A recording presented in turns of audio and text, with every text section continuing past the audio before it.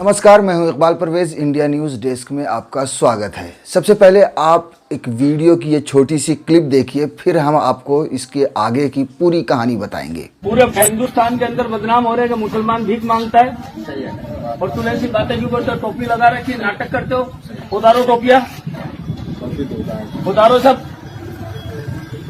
देखो ये मुसलमान बन के नाटक कर रहे हैं सारे। एक काम करो, पुलिस बुला लो ना, शर्म आना चाहिए। कोई बात नहीं। इस तरीके से आज सुनो, खड़े रहो तुम। सुना, आज से हम नहीं मांगेंगे। और आज से करते क्यों तुम नाटक? पूरे शहर में, पूरे हिंदुस्तान में बवाल कर रखा तुम सबने। और मुसलमान का भेष करके मुसलमानों को बदनाम करते हो तुम। आप कभी देखो नहीं मेरे से, तो आपकी तरफ से क्या भी करते ये हाथ पानी तक लाख पानी में कभी तुम्हें इतने अच्छे कट्टे हो, इतने शानदार हो, उसके बाद के अंदर तुम ये नाटक करते हो, कमा नहीं सकते तुम। और फिर अगर तुम्हें मांगना, हम इनकार करते? अगर तुम हिंदू के रूप में आते तो हम आपको इनकार करते? आपको भी देते, उनको भी देते। फिर ऐसी क्या तकलीफ थी?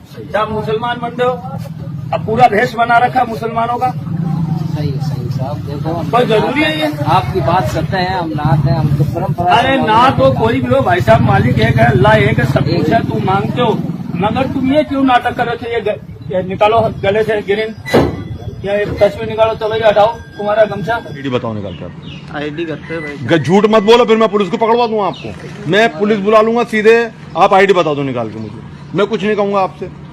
आप आईडी बता दो, मैं भी पैसे दूंगा आपको। आप मांग रहे हो, अगर आप मांग रहे हो तो कोई परेशानी नहीं उसमें, लेकिन मुसलमान बन के मत मांगो। नाम क्यों पलट के? ऐसे में सीधे पुलिस में दूंगा तो आपकी जमानत भी नहीं होगी। पेट के लिए मांग रहे भाई। मांगो ना, कौन मना कर रहा है? देखो ये इसकी आईडी देखिए, इसका नाम है महावीर, है ना? करण है मेरा। हाँ सॉरी, करण नाम है, बाप का नाम महावीर है। तरुण कौन है? तरुण मेरा नाम है, पर तरुण लिख दिया आधार कार्ड में। कोई बात नहीं भाई, कोई बात नहीं है। नाम में घपला।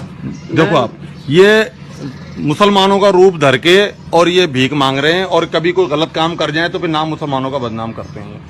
तो देखा आपने किस तरह मुसलमानों को बदनाम करने की कोशिश की जा रही है। आप इस वीडियो को देखकर समझ ही चुके होंगे कि किस तरह से ये जो नॉन मुस्लिम हैं, इन्हें कहें या हिंदू कहें या इन्हें आरएसएस का संघी कहें या इन्हें नफरतबाज कहें, जो ये जानबूझकर ये कोशिश कर रहे हैं कि किसी तरह से इस देश में मुसलमान बदनाम हो। ऐसी बहुत सारी कहानियाँ हैं, बहुत सारे वीडियोज़ हैं। कुछ कहानियों पर हम आगे और भी आप रोशनी डालेंगे।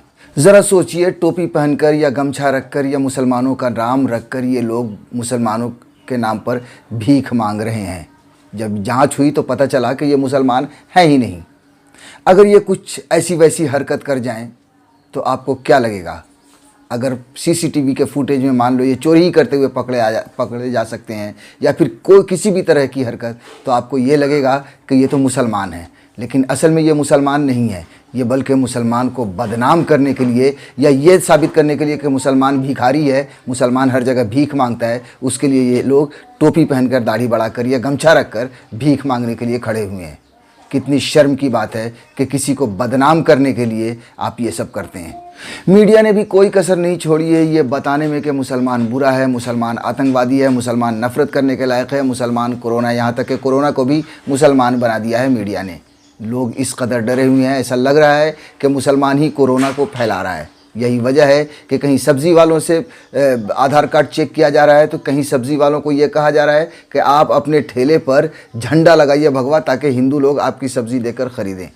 कहीं मुसलमानों का ठेला अगर नज़र आ जाता है तो उन्हें कहीं मार के भगा दिया जाता है, कहीं बुरी तरह से पीटा जाता है, तो कहीं उन्हें सब्ज़ी बेचने ही नहीं दिया जाता। और इन सब का जिम्मेदार मीडिया है। ये जो ये साबित कर चुका है, जो ये रात दिन साबित करने में लगा हुआ है कि मुसलमान नफ़रत करने के लायक है, उससे नफ़रत करो।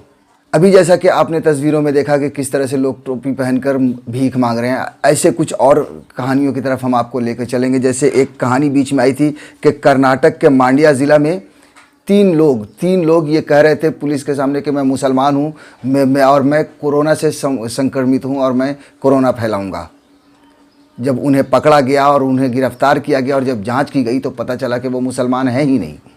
उनकी पहचान, और वो मुसलमान नहीं है, वो हिंदू हैं। जब पकड़े गए और जब तीनों की जांच हुई तो पता चला कि ये तीनों मुसलमान है ही नहीं, ये तीनों बल्कि हिंदू हैं, जो मुसलमानों को बदनाम करने के लिए निकले थे कि मेरे अंदर कोरोना के संक्रमण है और हम जो है सो कोरोना को फैलाएंगे। इन तीनों की जो पहचान की गई है वो पहचान की गई है महेश, अभिषेक और श्रीनिवास के नाम से की गई है। कृष्णराज पेट के तहसीलदार ने यह बताया कि इन तीनों की पहचान महेश, अभिषेक और श्रीनिवास से हुई है। तो ज़रा सोचिए नफ़रत का क्या अंजाम है, क्या आलम है कि लोग मुसलमान बनकर, हालांकि वो मुसलमान नहीं है लेकिन हिंदू हैं, लेकिन मुसलमानों के लिए मुसलमान बनकर नफ़रत फैला रहे हैं ताकि लोगों के दिमाग में ये खौफ बैठ जाए, लोगों के दिमाग में ये नफ़रत फैल जाए किसी एक धर्म के प्रति। कोरोना के लिए ये डर फैलाने की भी वजह मीडिया ही है, क्योंकि मीडिया हर जगह ये बता रही है कि जमातियों की वजह से या मुसलमानों की वजह से कोरोना फैल रहा है। इसलिए शायद इन जैसे कुछ नासमझ कहें या नफ़रत के पुजारी कहें लोग लड़के खड़े होते हैं और ये कहते हैं कि मैं मुसलमान हूँ और मैं कोरोना को फैला रहा हूँ। आप हर रोज़ टीवी पर ये देखते होंगे कि अगर मीडिया ये बताती है कि आज 200 लोग कोरोना से संक्रमित देश में पाए गए या किसी राज्य में पाए गए, तो उसमें ये ज़रूर बताती है कि इसमें 30 लोग जमाती हैं, तबलीगी जमात से ताल्लुक़ रखने वाले हैं। अब ज़रा आप सोचिए कि 100 लोग अगर किसी कोरोना संक्रमित हैं और उसमें 30 लोग जमाती हैं, तो बाकी 70 लोग कौन हैं? उन 70 लोगों का भी ब्यौरा मीडिया क्यों नहीं देती? लेकिन मीडिया किसी का ब्यौरा नहीं देती, सिर्फ जमातियों का ब्यौरा देती है या मुसलमानों का ब्यौरा देती है, ताकि लोगों के दिमाग में कोरोना के ख़िलाफ़ नहीं बल्कि मुसलमानों के ख़िलाफ़ नफ़रत फैले। और यही वजह है कि लोग इस तरह से, जो मुसलमान नहीं हैं, जो हिंदू हैं, वो सामने आकर भेष बदल कर एक धर्म के ख़िलाफ़ नफ़रत फैला रहे हैं।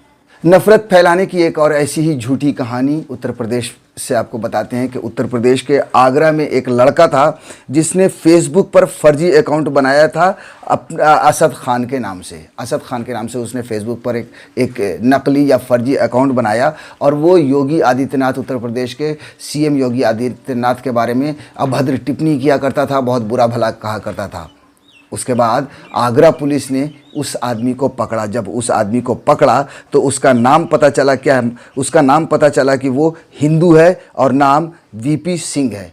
यानी वीपी सिंह नाम के इस हिंदू लड़के ने मुसलमान के नाम से फेसबुक पर एक फर्जी अकाउंट बनाया और नफ़रत फैलाने के लिए मुसलमानों के ख़िलाफ़, योगी आदित्यनाथ के ख़िलाफ़ उल्टी सीधी टिप्पणियाँ करने लगा। नफ़रत फैलाने वाले का एक और ख़तरनाक और भद्दा चेहरा नज़र आया उत्तर प्रदेश के शहर मेरठ में। मेरठ का एक हॉस्पिटल था जिसने, आप सोचिए कि जिसने विज्ञापन दिया, अखबार में यह विज्ञापन दिया कि अगर कोई मुसलमान यहाँ हमारे यहाँ इलाज कराने के लिए आता है तो सबसे पहले उसे कोरोना नेगेटिव का होने का और उसके साथ एक अटेंडेंट को कोरोना नेगेटिव होने का सर्टिफिकेट लाना पड़ेगा।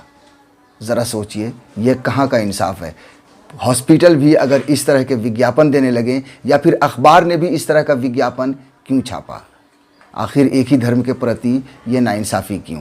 इस खबर की जब उस इलाके में चर्चा हुई, जब सोशल मीडिया पर यह खबर बहुत ज़्यादा गूंजी, तब पुलिस भी एक्शन में आई और पुलिस ने उस हॉस्पिटल के ख़िलाफ़ और उसके मालिक के ख़िलाफ़ FIR दर्ज की। उसके बाद बताया जा रहा है कि उस हॉस्पिटल के मालिक ने माफ़ी भी मांगी है। मगर क्या ये सही है कि आप किसी एक धर्म के लिए सर्टिफिकेट मांगे कि अगर आपको मेरे हॉस्पिटल में इलाज कराने के लिए आना है तो आपको अपने जो अटेंडेंट हैं उनके साथ कोरोना का नेगेटिव सर्टिफिकेट लाना पड़ेगा? कहाँ पहुँच चुकी है ये नफ़रत और कौन है ज़िम्मेदार? आप भी सोचिए। राजस्थान के भरतपुर की कहानी भी आपने सुनी होगी, कई जगह पर सोशल मीडिया पर पढ़ी होगी कि एक हॉस्पिटल में एक गर्भवती महिला जाती है और उसे सिर्फ इसलिए उस हॉस्पिटल में दाखिला नहीं मिलता क्योंकि वो मुसलमान है और इस वजह से उसके बच्चे की जान चली जाती है। नफ़रत का आलम यहाँ तक पहुँच चुका है कि अब डॉक्टर हो या हॉस्पिटल, वो भी हिंदू मुसलमान करने लगे हैं। आपने अक्सर हॉस्पिटल में महिला वार्ड, पुरुष वार्ड, मेल फीमेल या बच्चे का अलग अलग वार्ड देखा होगा बढ़ते हुए, लेकिन ये कहीं नहीं देखा होगा कि ये इस वार्ड में हिंदू रहेगा और इस वार्ड में मुसलमान। लेकिन अब नफ़रत ने यहाँ भी हॉस्पिटल को पहुँचा दिया है कि प्रधानमंत्री नरेंद्र मोदी के राज्य गुजरात के अहमदाबाद के एक हॉस्पिटल में अलग वार्ड बना दिया गया जहाँ पे मुसलमानों का अलग वार्ड होगा और हिंदुओं का अलग। ये कितना शर्मनाक है किसी भी राज्य के लिए, किसी भी देश के लिए या किसी भी सरकार के लिए कि हॉस्पिटल में वार्ड तक अलग बनाया जाए, हॉस्पिटल में ये पूछकर एडमिशन दिया जाए कि आप हिंदू हैं या मुसलमान। अगर आप मुसलमान हैं तो आपको हॉस्पिटल में दाखिला नहीं मिलेगा। ये कितना शर्मनाक है और किस मोड़ तक पहुंच चुका है ये देश और किस मोड़ तक पहुंच चुकी है एक धर्म से नफ़रत।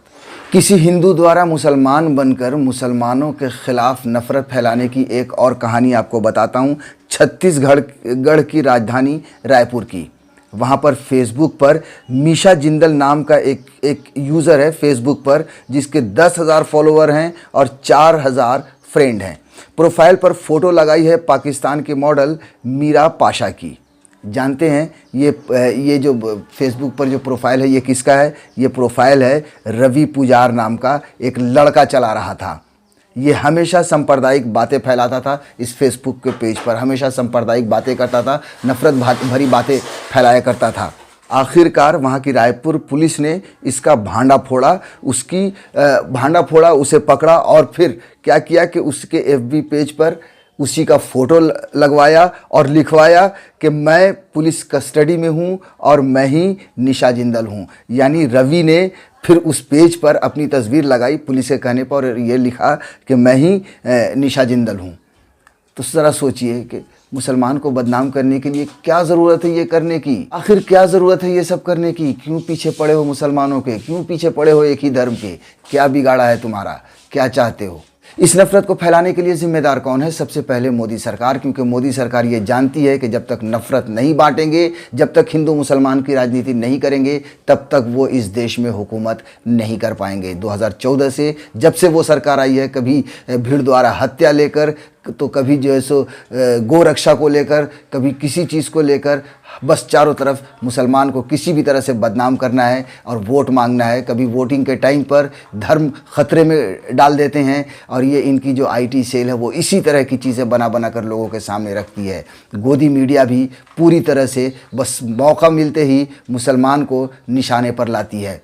कोई भी वाक़या हो सबसे पहले उसे हिंदू और मुसलमान पर जोड़ा जाता है और यही वजह है कि इस देश का आम युवा नफ़रती बनता, नफ़रत के माहौल में पलता जा रहा है और वो खुद नफ़रत फैलाता जा रहा है।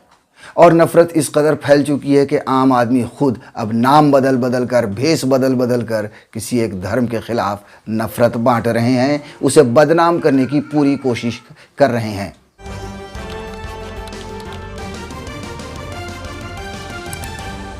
आपकी आवाज़